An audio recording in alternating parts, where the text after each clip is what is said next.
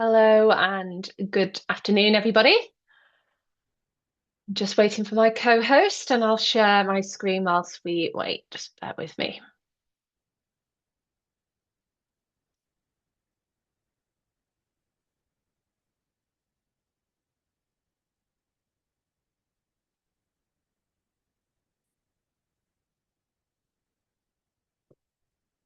There we go. Hopefully that's okay for everyone. Let me just double check on Zoom.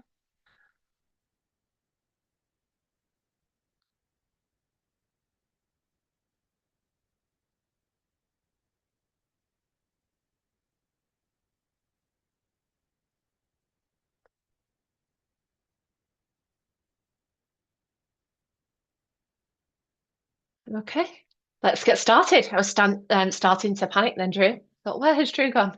He was backstage a minute ago and he's disappeared on us. But welcome everyone. Really glad that you can join us today. This webinar today is slightly different to our product webinars. We're going to go into some recent research that we conducted in the industry. But before we get into the topic of today, I'll start by doing some intros. Yeah, we've got a good group in today. I know a few people are still joining, so let me just move this out of the way in Zoom actually. Yeah, so we'll get started. So I'm Kaylee Tate. I'm marketing director here at MaxContact. I've been working with the team that have pulled together the data and benchmarks that sit behind today's session. Uh, Joining me is Drew Naylor. So Drew is our product manager who works with contact centers day to day, knows exactly what happens when these numbers land on a manager's desk. Having been a manager, having been an agent, he has been in many different roles across the industry. So a really great person to have here today. So thanks very much, Drew. Good to have you here, and especially where for this session where we're going to be quite honest about what the data is telling us. Yeah, thanks, Kaylee. I think that's the right word, honest. It's a really good word that we'll use probably a few times today. Some of what we'll go through is reassuring. I think some of it as well is a little bit of a reality check for people, which does feel appropriate, given the title that they've got on today. Yeah, good. Okay, let's get into it. So, just framing the research itself and where it's come from, just to give you a bit of context. So, this is Max Contact's second annual UK Contact Centre KPI benchmarking report. So, it's come from 300 decision makers in the industry, surveyed late 2025. So, from middle management, senior leadership, directors across sales teams, customer care, and technical support and debt collection. So, a variety of use cases. The fact that it's the second year that we have this report gives us some really great data to provide that year-on-year comparison. So we can see what's changing, what's staying the same, and where things are heading. And that year-on-year piece is when it gets really interesting. Some of what we'll show you today looks similar to last year on the surface, but when you actually dig into the numbers and what sort of sits behind the scenes, there's quite a bit of movement to those underneath stats. Yeah, completely agree, Drew. So why now? So Q2 for many businesses, it might not be your Q2, but for most businesses, it's definitely the next quarter of the year. It is a natural checkpoint when you are entering that next phase of the financial quarter. More often than not, if you're starting off in Jan, you've had the 4 months worth of data and you're approaching that halfway point of the financial year. So now is a natural time and exactly the right time to start to ask about the targets that you set at the start of the year. Whether they're right, are they right for the environment that we're all operating in? And that's why we're here to help you think that through. By the end of this session, hopefully you'll go away with a few benchmarks that you can pressure test your own targets against, a framework to sense check whether your priorities are also aligned and you've got a clear sense of where your team are pulling ahead and how you can potentially make some improvements if they're not. And also just like to add that this isn't about making you feel behind. Some of the benchmark movement this year really does reflect what's happening in the economy. So much has happened. So it's not just what's happening in your team. And that framing will really matter in what we talk about today. And we'll come back to that quite a few times throughout this webinar today. Yeah, no, I would also add that this data is across a lot of different industries, use cases, and just business environments as well. So, where possible, we try and drill down into them, giving you a more detailed view of who is saying what, where is the sentiment in for this specific use case, for example. So we do try and go into that, so it is as relevant as it can be and feel for your organization as well. Good. So we are going to just launch a poll, which should pop up on everybody's screen now, just to see, out of interest, have you reviewed your KPIs yet? Whatever you set out at the start of the year, like how are you thinking about them? Is it something that actually, as a business, you've got your eye on? Perhaps things are moving so fast that actually you change them all the time. I don't know, lots of different business environments. Um, so we'll see what comes back on there. I can see people are still voting. So what I'll say for now is that you're in the right place for wherever you are. If you are partially reviewed, I was going to say that was the leader, but it's changing. Um, yeah, so maybe just a few more seconds, 7 more seconds.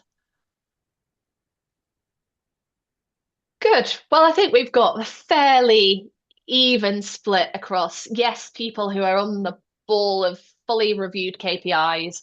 We've got partially reviewed, and then people who are holding off, and some planning to after this session as well. So, the summary here is, um, yeah, you're in the right place to have a view of yeah, thanks, Fion, for ending the poll. You're in the right place to get an up-to-date view of those KPIs, and what's really happening across different industries and different customer types. Um, do you think that's a typical um, answer from the poll, Drew? Like, would you expect, how often would you expect to review KPIs in your experience? Yeah, I think the honest answer for most people, and it's one that I felt many times, I'm sure many other people do, is that it's always on the list. That never-ending list of things that you know you need to do and you know you want to do. The issue that I see, and many other people do as well, is that KPI reviews happen generally quite reactively. So when something happens or when something goes wrong, rather than at those planned points, like we're talking about today, which is exactly why that sessions like this is really important, and for people to really go away and think, actually, just let me take a bit of time and assess where we are in comparison to everybody else, and also within what I've set within my organisation as well, and actually take that positive look back also. Good. Thanks, Drew. Okie doke. So let's start with what I think is the most important finding in this year's report. And it's not a metric that most dashboards, I think, are tracking. So this is around your agent or your team. So agent workload is up 10.6 points year on year. Over half of contact centers, so 53%, reported increased workloads. Annual agent turnover is sitting at the 31.2%. Salaries have gone up on average by 10.5%, and daily calls per agent in sales have actually fallen from 65.5 to 59. So, with all that said, Drew, when you're looking at those numbers together, what does that picture tell you? Because I think there's a story here that goes beyond like the individual stats here as well. Oh yeah, thanks, Kieran. Yeah, there definitely is. So when you're looking at it, it's like a bit of a pressure system. So in many organisations, workloads are up, salaries are up, which tell you that organisations are really feeling the pressure and trying to respond to it. But the output metrics, as daily calls, it's going down. So it's not a coincidence. And for a lot of people, what they need to remember is that overstressed agents in your contact centres don't just get tired; they end up underperforming. So in that, that pressure system that sort of is brewing, even your goods agents that have always performed really well will start to suffer. And the thing that people really do underestimate is that how quickly that can then hit every other KPI. That snowball effect.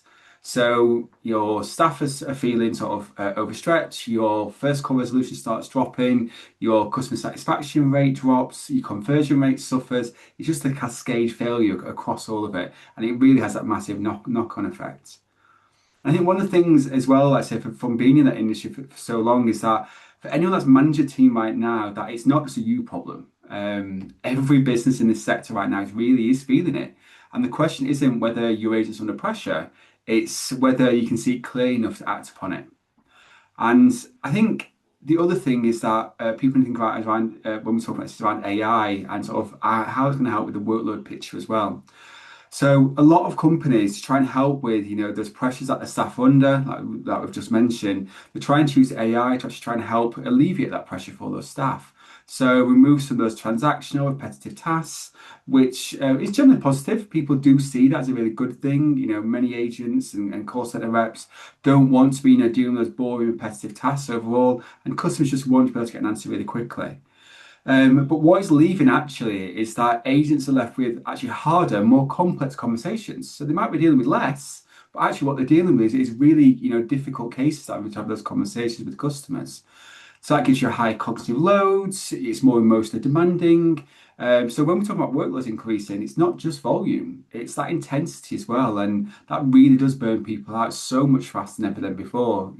100 simple calls are really simple to handle, but 100 complex calls, will really take it out on a lot of your staff. And it's really to keep that in mind when we talk about these metrics today. Yeah, and I think what it would be good to go into is like I think it's how it directly connects to the role of the data that we're seeing in the KPI dashboards as well, in actually helping make those people decisions rather than sensing them before they become a challenge for teams and underperformance starts to creep in. Yeah, I think the other thing I'd like to add, and we'll talk about it a little bit more later, is that the performance window, especially for like new staff that you've got joining your company, is actually quite short nowadays. So, many years ago, you might give your staff, 3, 6, 9, 12 months, whereas now it's like a 3-month window before you can really tell whether or not somebody is going to perform or not. And then you start making decisions and choices as an organization. And being honest, dragging that decision out doesn't really help anybody. Doesn't help the business, doesn't help the agents. And there's also another legal dimension and a particular discussion coming on this at the minute is that most people probably know that the Employment Rights Act 2025 comes into effect this April. So that means a lot of new day one rights for a lot of staff as well. So from the moment someone joins your company, the cost of employing them is even higher than it ever has been.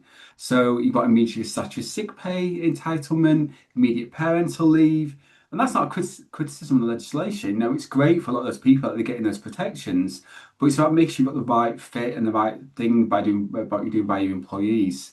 But it does mean that for a lot of companies, especially in the current market, the current economic climate, that means organisations have got even less runway when to make those decisions around is this the right fit for us and for that employee. So what you really do need is you need better data and you need it even faster than you've had it before. Yeah, so the data needs to be fast enough to support any decision regarding people and performance, but also be there for identifying those coaching opportunities, those moments where actually in the past you could probably live with for a few months in a much faster way. Exactly. You can't just wait 6 months anymore. You need to start making those choices and those decisions early on and giving the staff the right tools to do their job, like month 1, month 2, rather than leaving it later down the line. Good, thanks, Drew. Okay, so I'll let you cover AI adoption and the competitive shift, Drew, please. Cool. So that's the people side of the picture. So we spoke about that, staff overworked, more with less, etc. But there's another massive side to this conversation as well, which is around AI. I mean, we hear it every day. It's in the news. We hear about it in work. You hear about it in the consumer market as well, and it's moving so fast. For those that don't know, 2/3 of contact centers are already using or piloting using AI. That's quite a big number. And 60% are actually increasing AI and automation investment in 2026. So they're really seeing the benefit of that. And the people actually are using it. So of those group, 99% of them, I mean, just a sheer number of them, are already confident that it'll improve the effectiveness of their organization over the next 3 years. I mean, that's a remarkable level of conviction just in general, and the benefits that they're seeing. So it's really something that people, are working well with. And I think the other thing is that the use cases that are getting traction are the things that many of us probably have seen before. So, like chatbots are still doing really well, virtual agents, using AI to help with fraud detection. Those things that are taking the volume away from the human agents and really freeing them up to have those conversations that really do need a person and they really need that, that one-to-one discussion with them. Yeah, I think what I find most interesting with these stats is around the competitive advantage lens here. So it's really interesting. Here it's advanced tech and automation and speed and responsiveness both at 42%, and that's what could help a business drive competitive advantage in the view of leaders. And then we've got better customer data and insight is close behind at 38%. So if you're faster, smarter, and better informed, that's where a gap opens up. I think what we can expect to see over the coming months and years is that the competitive advantage around being fast will start to diminish, and where the real value for businesses to drive that competitiveness in their business and their space comes down to that customer data and insights and personalization and what you can unlock here to become smarter. Um, what do you think about that, Andrew? Yeah, I think all honesty, a lot of these companies have been on this journey for a while now. So they've made decisions in the past, 6, 12, 18 months. But I think there's also is let's just think around as well around that immediate risk on the people side of things as well. So that technology is great and it will really help them and it will help the data from their consumers and what's happening with their staff. And that will really help them obviously understand, to take the pressure off them in the areas that they're really struggling and they need help with. And you can also use it to help make some even more informed decisions. So, what people are doing well with, what needs support with it as an individual, and also where that manager and with that lead or that coach can really handhold them and get them to a position where they really need to be. So, like I say, you're asking people to do more with less. And obviously, we're just seeing what it does to your numbers, obviously, on the past few slides as well, if you're not really acting upon that. So, what do you think the risk is for businesses who aren't moving on this right now? Is it falling behind on efficiency, or is it something bigger than that? I think for a lot, well, it's going to be a couple of things, isn't it? If we're honest about it, you're going to see the companies that aren't implementing that AI or using AI to help with data retrieval and sort of customer journey. They're going to impact it from a staffing point of view. We know that. We saw the numbers earlier. Staff are trying to do more. Companies are stretched ever more than they have been. So you'll find that you're going to have burnout. Your staff retention will end up dropping. So that's going to start hitting you, which then hits other metrics around, your training costs and onboarding and bringing new staff in. But on top of that, you've then got that real impact to your customers as well. Is that customers are expecting more. The level of service and personalization they want, demand, and expect today is so much more than they ever have done before.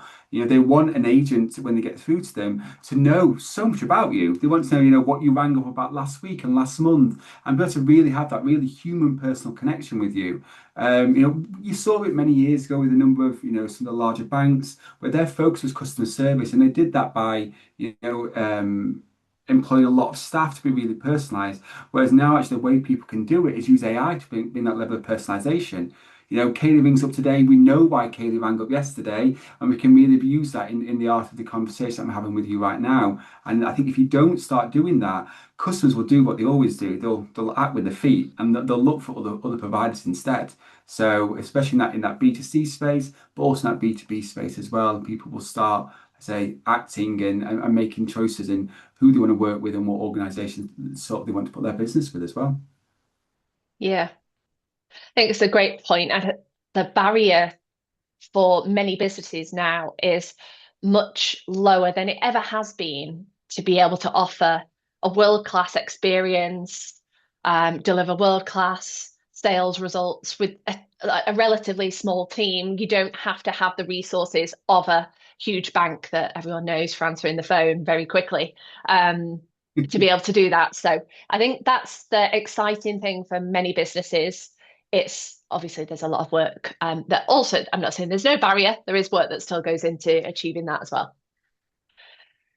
Okay, so let's move on now to the KPI priority data. So before we get into the benchmark numbers, it's worth knowing which KPIs the industry is actually prioritizing. Um, that shapes how you read everything that follows. So here we've got customer satisfaction scores come in as the number one KPI at 48%. And then we've got speed of answer, service level achievement, conversion rate, and first call resolution all cluster closely behind between 33 to 35%. What I think is interesting is the spread is quite tight. There's no dominant operational metric, and people are holding multiple things at once as well. Yeah, I suppose it's not just the one thing that people are working to.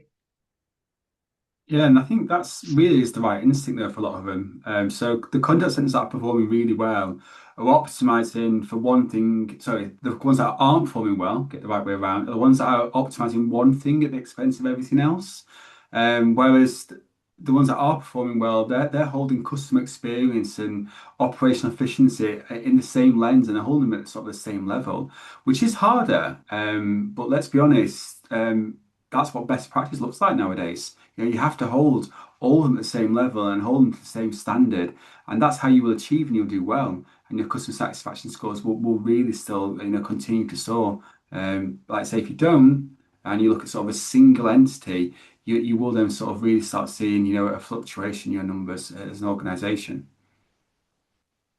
Yeah, good point, Drew. Okay, let's move on to the benchmark numbers then. So here we'll start with outbound. There are some numbers here that need a bit of context before you compare them to your own operation. So we've got sales, the average daily calls per agent are down from 59 from 65.5 last year in last year's report. We've got the average conversion rate is at 16% and average connect rate at being 38.1%. So these are all slightly lower than last year's. And I think we need to be honest as to why that might be. And Drew, can you help us give us that context, please? Yes, I think the rationale here for the declining call volumes is partly economic. We've touched on it earlier a little bit, but also customer confidence is really low at the minute. It's a bit like that little squirreling instinct. So people right now, rather than spending money, they're saving it because they put it to one side for a rainy day, and that is real. That is actually impacting companies today, right now. But it's also partly about that AI call screening as well. So we've all seen it. We've all got many different devices, which makes it harder to get through to somebody. It does the benefit. It blocks those unwanted callers, but it is also partly impacting legitimate people that are really trying to get hold of people. So both are factors that we need to really consider and take into account. And what this tells you practically is that if your daily call rate is dropped, don't immediately assume that's going to be a training problem. Just because it's dropped doesn't mean it's your staff. Check whether it's an environmental factor as well. So look, your dialer configuration, your list quality, your data that you're dialing and what's happening in your contact center, as they're levers that you can actually control. You can tweak, you can adjust, you can make changes based off of, the trends that you're seeing, day in, day out over that week as well. And I suppose this is where the coaching piece really comes into play here, more so than I suppose most other verticals, because if your agents are spending longer on a call, that changes what good coaching looks like. Every call that connects matters more than ever. So you like the opportunities to have those conversations are more infrequent. We need to make sure that we are making the most of it and maximizing the quality of every conversation. I think there are other tactics and contact strategies that we've been advising customers on as well around actually how to overcome some of these challenges. Things like pre-call, SMS, really helps improve that connect rate as well. So we've got other webinars that do cover that topic in more depth, which we can share in the follow-up comms as well. Yeah, and it's exactly, Kate. But one thing you really need to think about is, well, the complexity of the conversation has really gone up as well. So what was probably a simple call before, rewind 6 to 12 months, now it's a much more complex discussion that people are having. So what that does mean, it does put effort needed elsewhere, is that the coaching that you're giving those staff really needs to match that level of complexity. Your staff will need more hand holding, more training, more support if you want them to succeed. And that does mean that it can't be a one-off session that you do, once a week or once a month. You need to do it on a much more frequent basis. So it's on an ongoing delivery and really helping them. And we'll touch a little bit more about that later on as well. Okay. Thanks. Right, Drew, are you all right to cover the debt collection use case, please? Sure. So, for those out in the debt industry, you probably know this already, but the debt collection has been generally been hit hard in the past year, and the data is really honest about that. Right party contact rate is up slightly, so 27% versus 26 from last year, and that's a positive. But the promise to pay is down slightly. The percentage of debt collected is down from 32 to 28 as well. And first call resolution, so your FCR, has dropped as well from 43 to 37. So there's some big shifts. In particular, I think that FCR is a really big decline for a lot of people. And there's some really clear rationale, I think, for it. The UK inflation forecast right now is the highest for the UK in the G7. That's a lot, and we need to really sort of take that on board. So all your consumers are going to be more squeezed. So people that would have paid you last year, that would have happily given you that money, generally as of today, can't pay. And that's just the nature of the economy right now. And so that doesn't mean that agents are getting worse at their jobs. They're still trying the best. They still want to do well for your organization, your company. They're just really facing some really difficult and hard conversations right now. And how do you coach and manage teams that are going through that? Because that's obviously a challenge that's probably always been there for this sector, but feels like it is getting harder to have those conversations. Yeah, it really does. And I think having those discussions with your staff is a lot is about being honest. Because if you tell a debt collection agent that their FCR is down and implying it's a performance problem, when actually you know full well that there's all these economic factors that have influenced it and impacting on it, then it's just going to demoralize them. And actually it's also inaccurate. So you'll get negativity, you'll get pushback from them. And actually the right response is better conversation tools. So better training for your staff in those sensitive situations, how to handle those conversations in a much better manner. And also sort of things around what you can do from a technology point of view, like better call timing based off your data, so right time to call, ringing them, ring your customers at a chance whereby they're going to actually be able to have the opportunity to make that payment as well. Because when is the right person? So when is the right person most likely to pick up the phone? So ringing, people at the same time every day doesn't always work, as we all know, and even more importantly now, like Kate touched on earlier about, every contact does really matter. So really, when you're making an outbound call, you need to be ringing them when they're most likely to be in a position to engage with you, and that's where your analytics can really play a part. So it's not about tracking what happens, what happened yesterday, last week, last month. It's really using that information and that data to shape what's happening next as well. And that will really help you just influencing your collection cycle and your process that you've got with your contact center. So Good. next, cool. Yeah, so inbound benchmarks, it's a really good one and interesting one to talk about. And it's a nice one to sort of follow on from the debt one because inbound's probably in its steadiest position, pitch than it has been for a while. So call abandonment rate is down, slightly from 4.1% from the 4.4 it was before, which is great. Average handle time is 7.8 minutes, which is consistent with what it was last year. And his speed of answer is average around 17.4 seconds. So nothing significant there. But one thing that is really important to pick up on is that 17.4 seconds for your average speed to answer. Reason is that 39% of contact centers are already answering in under 10 seconds.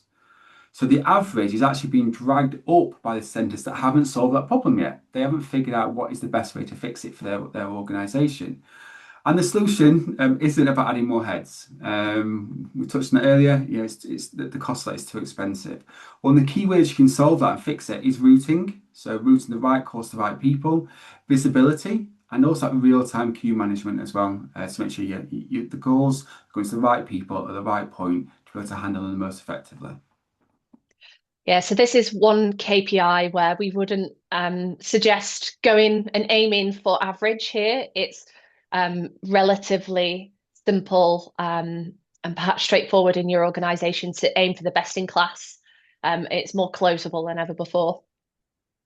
Yeah, it's definitely. FCR at 40.9% on average means that those top performers are hitting between 50 and 79% as well.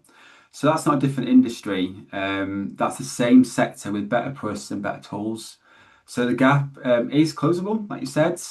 You really can do that, and the technology to help you do it. Like I say, it's not about staffing. The technology really does exist right now, as of today, for you, and is within arm's reach for you to be able to achieve and exceed as well.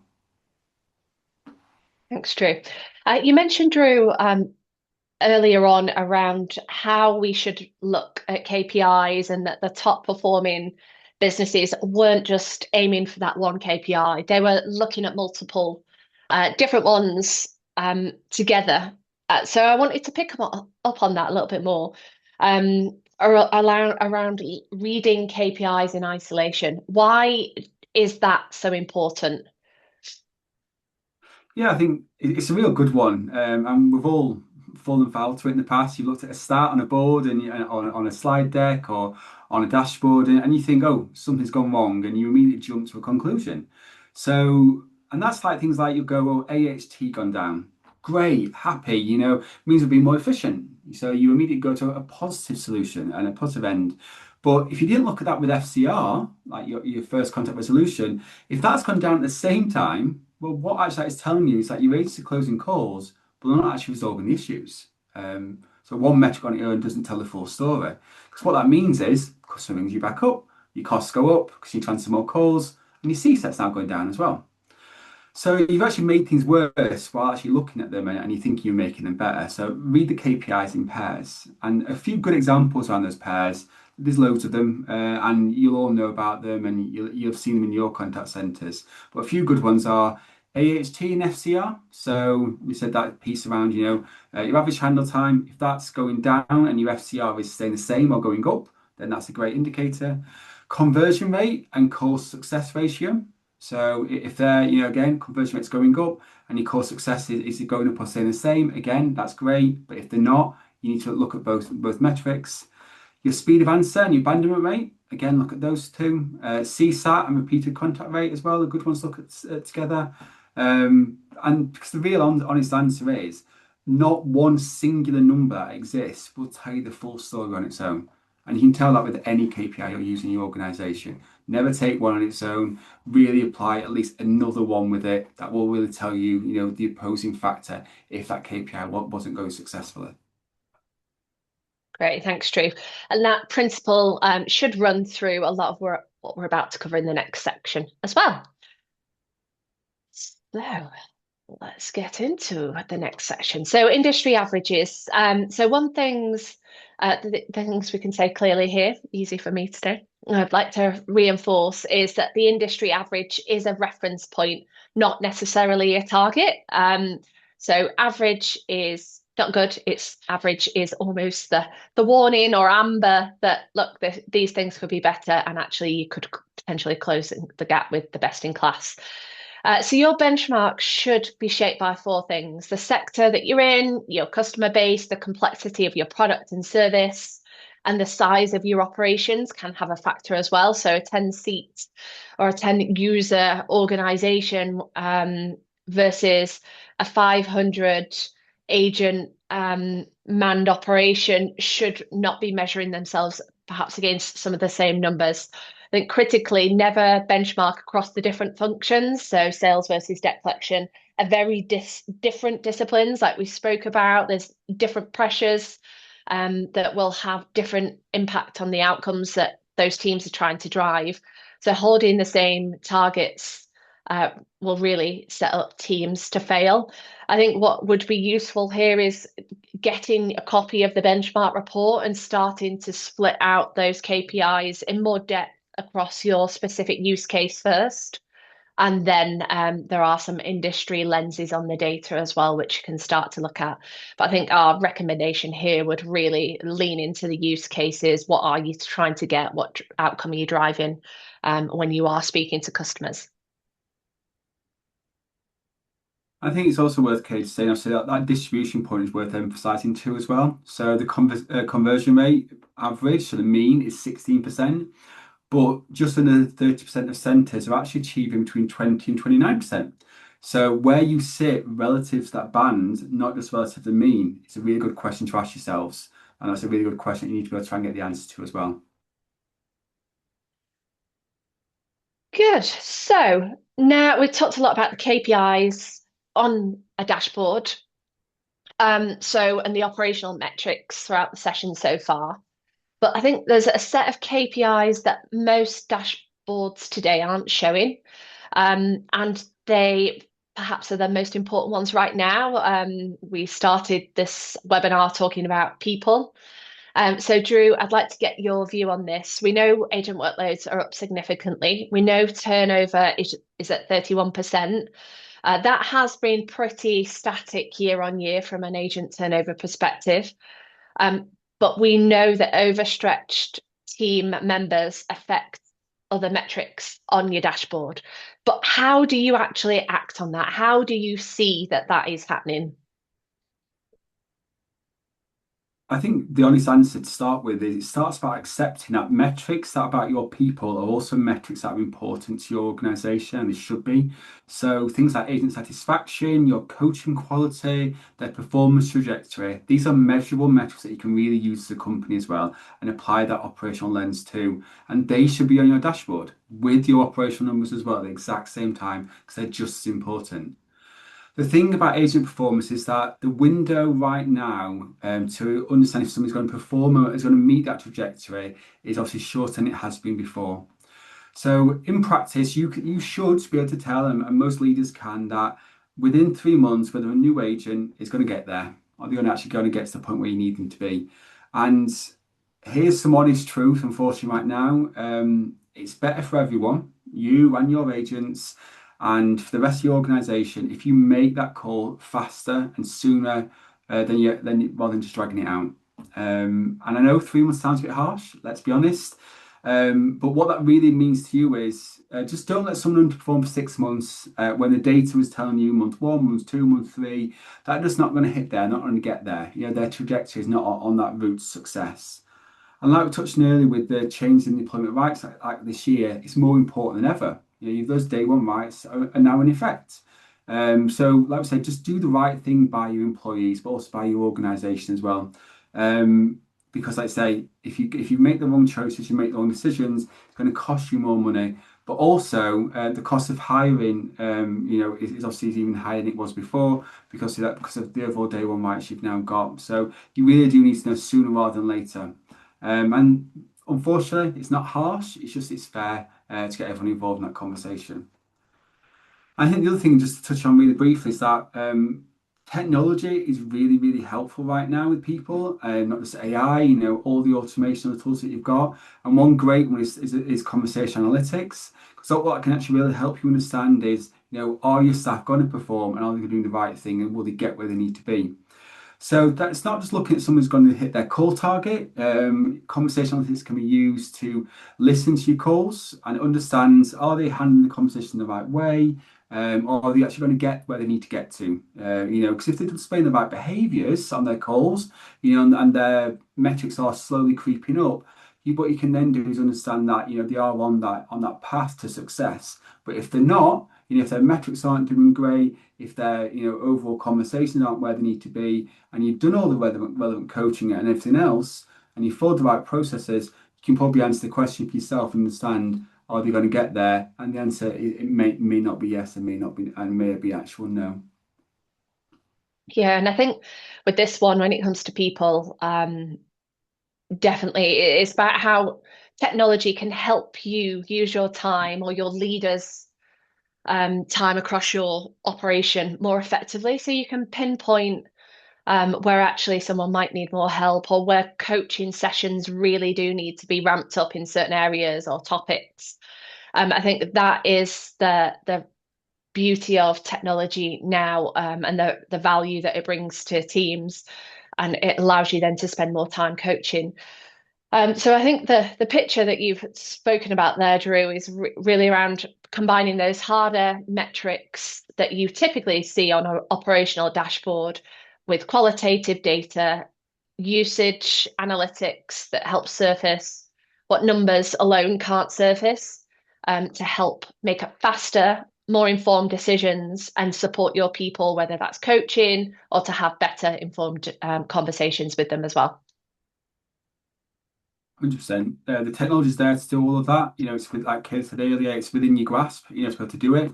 And the question really is to ask yourself and the rest of your organization is, are you going to be using it and will you help that make informed decisions for your teams? Okie doke. So, Drew, can you cover the four gaps in the data? Yes. So we've spent, just over 30 minutes now talking about and diagnosing those gaps. So let's be direct about, what we can do to try and close them a little bit for you.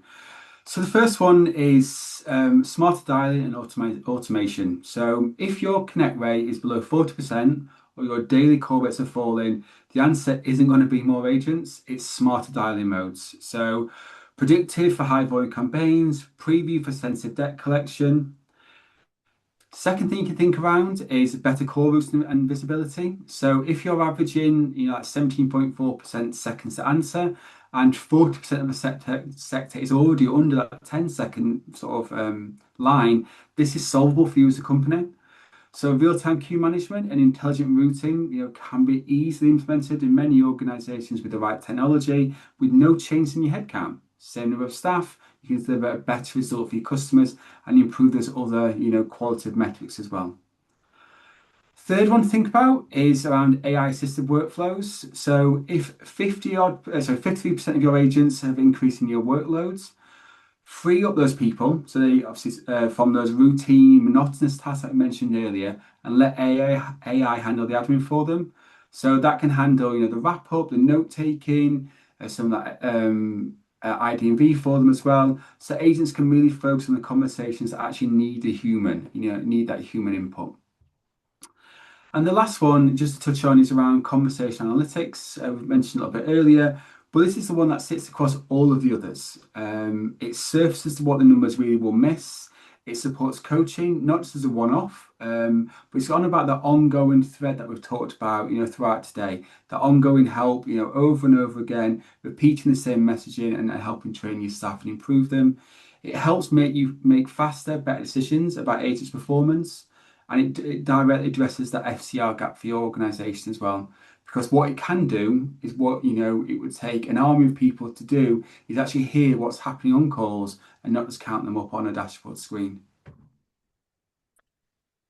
We spoke a little bit, Drew, about the closing the gap between average and best in class. How would you advise people to start to think about this? I think the real thing is the minute is that the best in class aren't doing all the four things perfectly. So they're not going to sit here and say, I'm doing, number one, 100% perfect, number two the same, number three, and number four. What they're doing more of everything. So, and they're increasing that, the percentage that they get in there, and they're doing it more consistently. And what that then helps them do is take the data that those different initiatives are doing for their organization and helps them make better decisions. So then again, they can still make another marked improvement. And I say, doesn't mean that each of these will increase at at the same level, but it'll just help them make those decisions better and continue to make better decisions as they move forward as well. Thanks, Drew. Okay, so I'll finish up now on a few takeaways. So we've covered a lot. The five things that really stand out to me that I'd like to leave people with. One is the declining KPIs aren't necessarily a performance problem. It could be environmental as well. The economic pressure is real. It's sector wide. It isn't an exception with your team. That has come through in the data itself.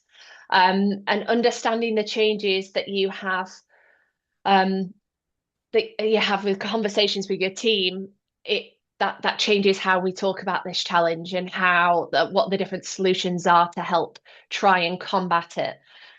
So it's slightly, I suppose, on one hand, reassuring that you're not alone in this, and the data does indicate that as well.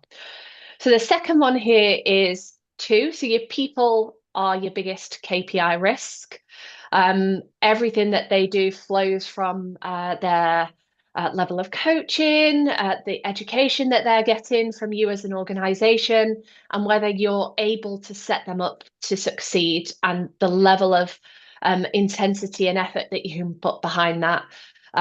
We know that workload is up by the 10.6 points already. So that is tension that is obviously being felt across a lot of teams out there. Thirdly, average is not a target. It is that amber light. Know that your peer group, look at the distribution across the use cases, benchmark against the right type of organizations, and utilize data like this. There's a lot of data out there that exists that's very generic, which is helpful in like from an indicative perspective.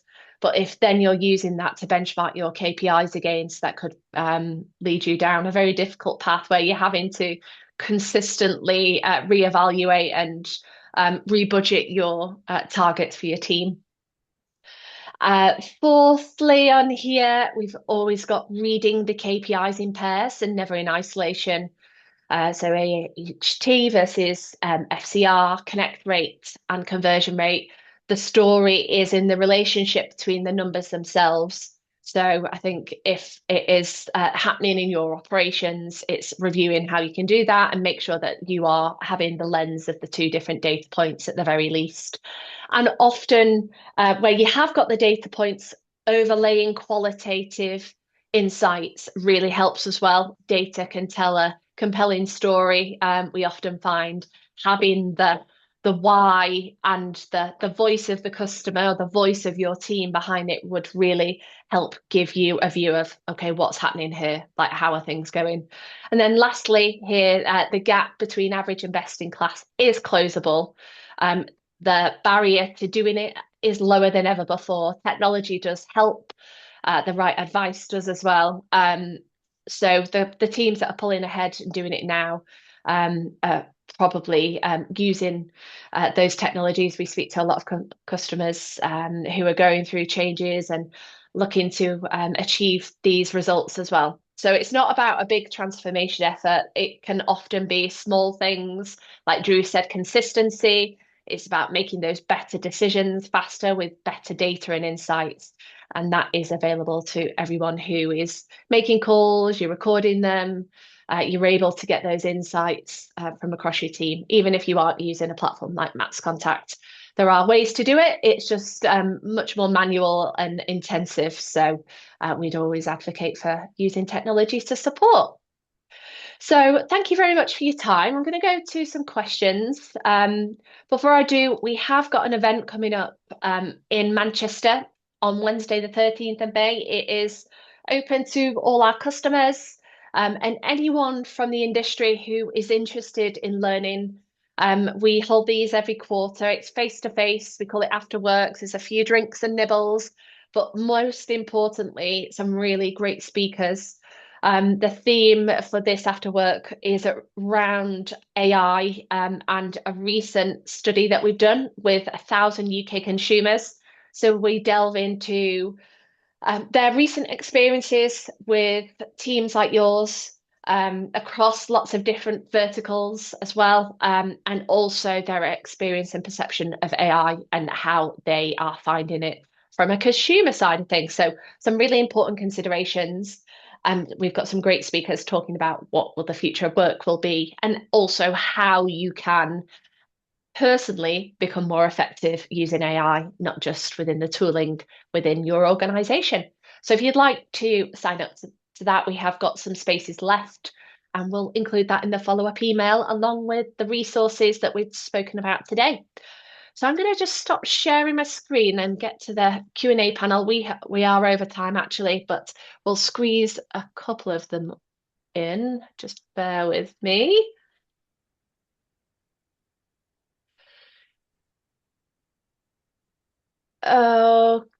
Okay, so Fion has sent through one. If you could move one needle, AHT or FCR, which one would you choose and why? Drew, I'm going to come to you for that one. Right, good question. But I'll be honest, I'd probably go FCR. AHT tells you like how long something took you, but the FCR is telling you actually whether it worked or not.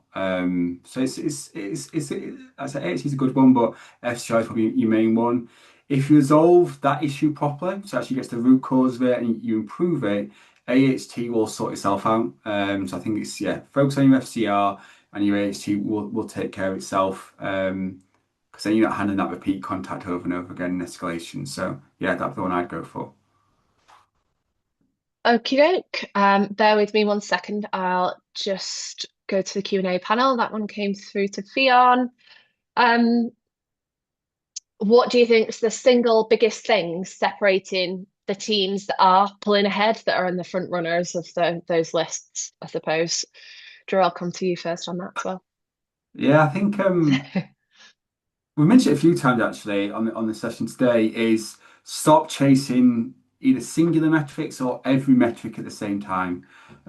Just be clear on what metrics are actually driving the outcomes that you care about as an organization and what they're caring about. So STR, CSAT, retention, pick the metric that really is important to you. And then they're using real-time data and analytics and all the other tools that we've mentioned to help make better decisions, improving those metrics.